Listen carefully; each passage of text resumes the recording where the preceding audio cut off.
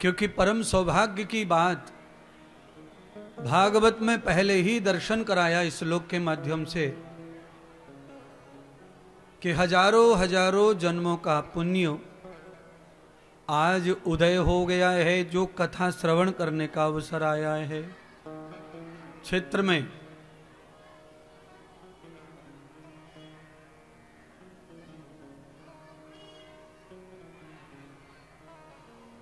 आज ही अवसर है, भाग्यवान और पुण्यवान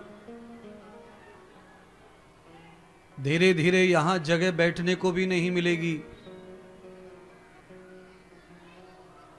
इसलिए आज आगे बैठने का फुल आनंद उठाओ।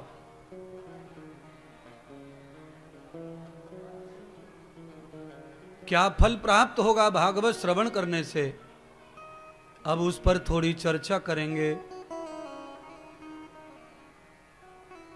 श्रीमद् भागवत कथा के अनेक फल हैं। आपके पितरों का कल्याण, आपकी बुराई का सर्वनाश,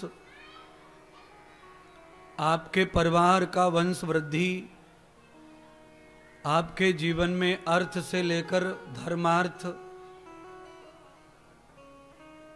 भक्ति, वैराग्य और विवेक और मोक्ष, ये सारा श्रृंगार आप कर सकते भागवत के माध्यम से।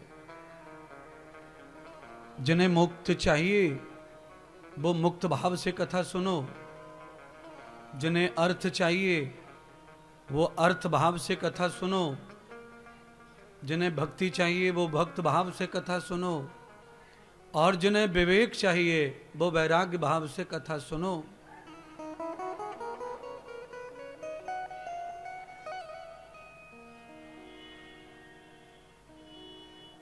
अठासी हजार ऋषि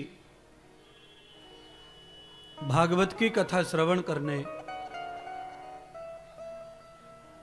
श्री क्षेत्र नैमिषारण्य में गए हुए हैं।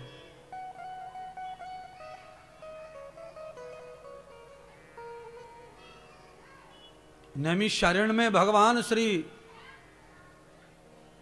सूत जी पारायण कर रहे हैं भागवत आदि का।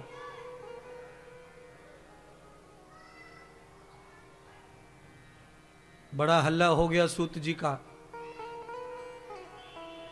और सच बात है कि धीरे धीरे कोई अच्छा वक्ता आए, पूरे क्षेत्र में उसका हल्ला हो जाता है। भगवान सूत जी तो जंगल में थे, और जंगल में जो भी तपस्या करने भजन करने ऋषि मुनि आए हुए थे, जब उनका चित्त नहीं लग रहा था भजन में तो वो परेशान हो रहे थे। क्या हुआ कि भजन में चित्त नहीं लगता, मन नहीं लगता?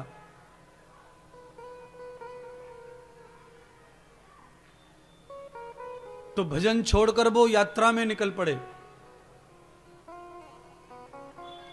और जब यात्रा में निकले तो उन्हें पता चला कि कोई महात्मा है जो व्याख्यान कर रहे हैं पुराणों का, भक्ति, ज्ञान, वैराग्य और मोक्ष का। एक बार उनकी शरण में चलें, उनका दर्शन करें। घर बार छोड़कर अपन जंगल में आए हैं और लौट के फिर घर चले जाएंगे, तब फिर संसार से पुनः मुक्ति नहीं मिलेगी, और ये भजन, ये मुक्ति, ये मोक्ष सब अधूरा रह जाएगा। तो आखिरी चांस ले लो। तावते पंथ युक्तानाम, सारे ऋषियों ने उसी समय मार्ग पकड़ लिया सूत जी के आश्रम का, और आश्रम में आकर देखा कि एक बीतरागी महात्मा पुराणों का व्याख्यान कर रहे हैं, और वहां से जो भी व्याख्यान श्रवण करके जा रहा है लौटकर, वो एक ही तरह का प्रचार कर रहा है कि इनकी वाणी जो श्रवण कर लेता है वो मुक्त हो जाता है और वो भक्त हो जाता है। तो ये 88,000 जो ऋषि थे, इनको भक्ति चाहिए थी। आए थे भक्ति करने, पर भक्ति हो नहीं पा रही थी। क्यों नहीं हो पा रही थी? कि गुरु के बगैर, सत्संग के बगैर आदमी कभी भी सच्चा भक्त बन नहीं सकता।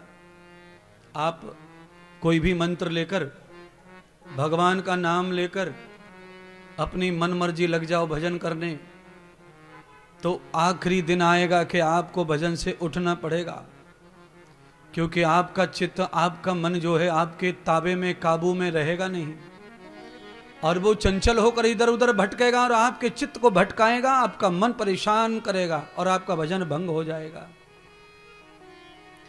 इसलिए भजन में बैठने से पहले सत्संग श्रवण करो, विचार ग्रहण करो, पहले विवेक ग्रहण करो, ज्ञान ग्रहण करो, फिर भक्ति में बैठो, जिससे कि तुम कंट्रोल कर सको।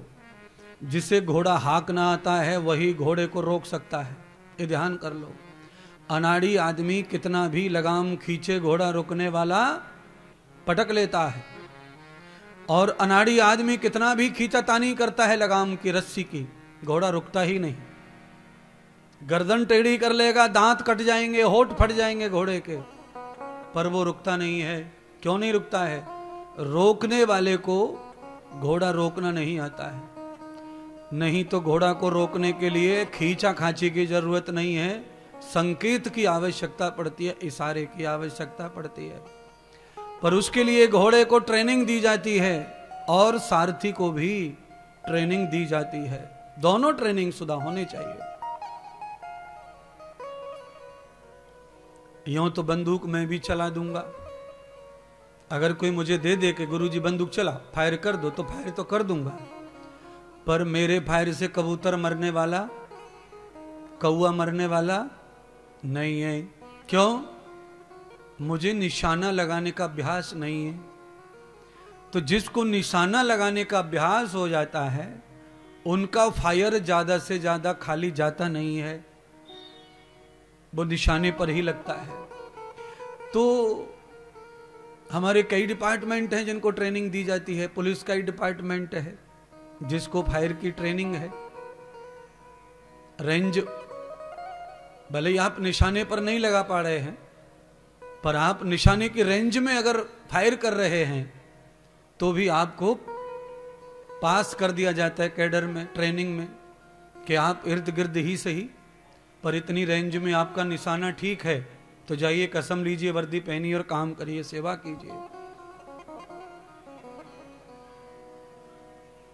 जो सटीक निशाने वाले रहते हैं वो हर फोर्स में विशेष रहते हैं, अलग से उनका कमांड रहता है, अलग से उसका नाम, तनख्वाह, व्यवस्था, और एक तरह का वो स्पोर्ट्स हो जाता है, खेल, निशानेबाजी।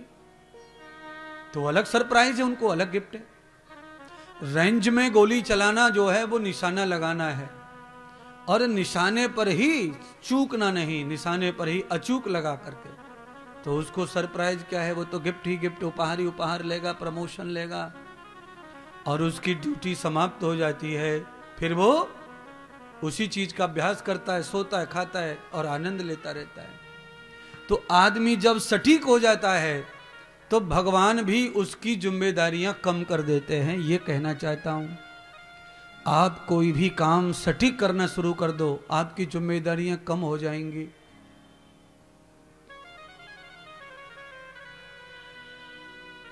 आप किसी भी खेल के चैंपियन हैं तो आपको हर जगह सरलता,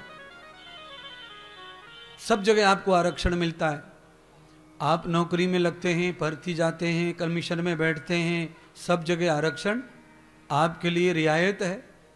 ऐसे ही जब आप मानव जीवन में आकर के इस कुरुक्षेत्र में कर्म करते हैं, लीला करते हैं, यहाँ खेल खेलते हैं, और इस दिव्य महाभारत के खेल में अगर आप धर्म का युद्ध जीत जाते हैं तो आपका स्थान भी आरक्षित हो जाता है भगवान के चरणों में, आपका नाम भी आरक्षित हो जाता है, धर्म के लिए चिन्ह बन जाते हैं।